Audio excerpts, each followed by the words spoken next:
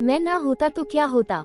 लंका दहन करने के पश्चात वापस आने पर हनुमान जी प्रभु श्री राम से कहते हैं कि प्रभु, जब मैं अशोक वाटिका में पहुंचा तो वहां रावण आकर सीता जी को धमकाने लगा।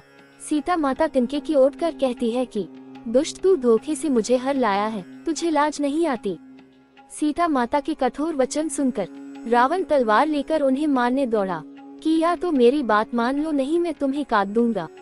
प्रभु, मेरा मन हुआ कि इसकी तलवार छीनकर इसका सिर काट दूं। लेकिन उसी क्षण रावण की पत्नी मंदोदरी ने नीति कहकर उसे सीता जी पर प्रहार करने की रोका लिया। प्रभु, उसी क्षण आपने मुझे आभास करवाया कि यदि मैं कूद जाता तो मुझे भ्रम हो जाता कि अगर मैं न होता तो क्या होता, सीता जी को कौन बचाता। प्रभु, आपकी लीला आप ही जाने। आपने रावण की पत्नी को ही सीता जी को बचाने का कार्य सौंप दिया। प्रभु, उस समय मेरा भ्रम दूर हो गया और मैं समझ गया कि आप जिससे जो कार्य लेना चाहते हैं उसी से लेते हैं, किसी अन्य का कोई महत्व नहीं है। हनुमान जी कहने लगे कि प्रभु, रावण के जाने के पश्चात जब राक्षसियां सीता जी को भय दिखा रही थी, तब त्रिजटा नाम की राक्षसी, जिसका प्रभु श्री राम के चरणों में अनुराग था, वह कहने लगी कि मैंने स्वप्न में देखा है कि एक वानर ने लंका जलाई है। प्रभु, उसकी बात सुनकर मैं विचार करने लगा कि प्रभु ने तो लंका जलाने को कहा ही नहीं था, लेकिन त्रिजटा कह रही है कि वानर ने लंका जलाए। लेकिन प्रभु, उसका भी अनुभव मुझे बाद में हो गया, जब मेघनाद मुझे ब्रह्मास्त्र लगते ही नागपाश में बांधकर रावण के समक्ष ले गया तो रावण कहने लगा कि वानर, तू कौन है। मैंने कहा कि मैं श्री राम का दूत हूँ और श्री राम का कार्य करने आया हूँ। रावण, तू अभिमान छोड़कर सीता जी को श्री राम को देकर श्री राम की शरण में जाओ।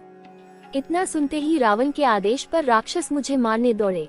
उसी समय रावण का भाई विभीषण आ गया और कहने लगा कि नीति के अनुसार दूत को मारना नहीं चाहिए। प्रभु, उस समय भी मेरा मोह जाता रहा। प्रभु, मेरी रक्षा के लिए आपने रावण के भाई को जरिया बनाया। प्रभु, मेरे आश्चर्य की पराकाष्ठा तब हुई जब त्रिजटा के वचन सत्य होते दिखे कि स्वप्न में वानर ने लंका जलाई है। जब विभीषण ने कहा कि नीति अनुसार दूत को मारना नहीं चाहिए, रावण कहने लगा कि बंदर की ममता पूंछ में होती है, इसकी पूंछ पर कपड़ा तेल में डुबोकर बांधकर उसमें आग लगा दो। प्रभु, लंका जलाने के लिए तेल, कपड़े और आग का प्रबंध स्वयं रावण ने ही कर दिया।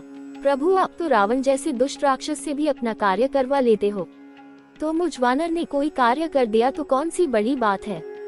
इस संसार में जो कुछ भी होता है ईश्वर की प्रेरणा से होता है, उसकी इच्छा के बिना पत्ता भी नहीं हिलता। हम सब के मन में बहुत बार अहंकार घर कर लेता है कि शायद मैं न होता है क्या होता, लेकिन हनुमान जी के जीवन से निरंकारी रहने वाली प्रेरणा ले सकते हैं। दोस्तों, आपको हमारी यह कहानी कैसी लगी प्लीज कमेंट करके बताएं और आगे ऐसी ही धार्मिक और ज्ञानवर्धक कहानी सुनने के लिए हमारे चैनल को सब्सक्राइब करें और बेल नोटिफिकेशन को ऑल पर सेट करें। जय श्री कृष्णा, जय श्री राधे।